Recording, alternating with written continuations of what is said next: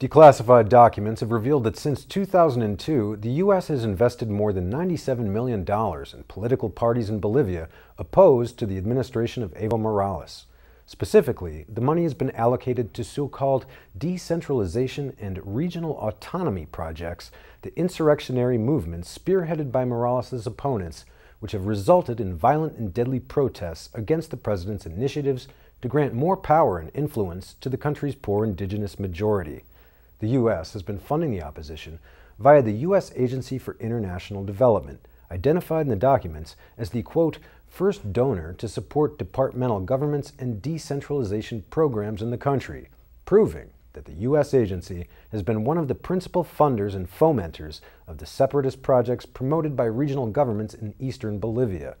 One document, classified as sensitive, explains that U.S.A.I.D's so-called democracy program began when the agency established an Office for Transition Initiatives in Bolivia in 2004.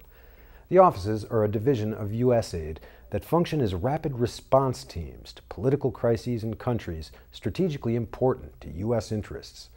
The OTI only address political issues, despite U.S.A.I.D's stated mission supposedly dedicated to humanitarian aid and development assistance.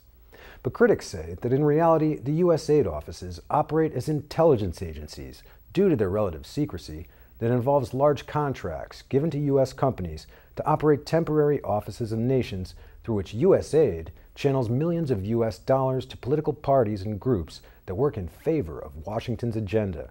In Bolivia, the U.S. government contracted the company Casals and Associates to coordinate a program based on decentralization and autonomy in the region where Morales' hardcore opposition is based. During Morales' campaign for president, the company conducted a series of training seminars and workshops to strengthen his opponents.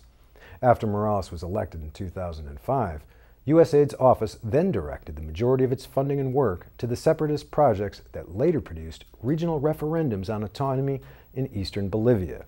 The separatist initiatives are concentrated in areas rich in gas, water, and economic power.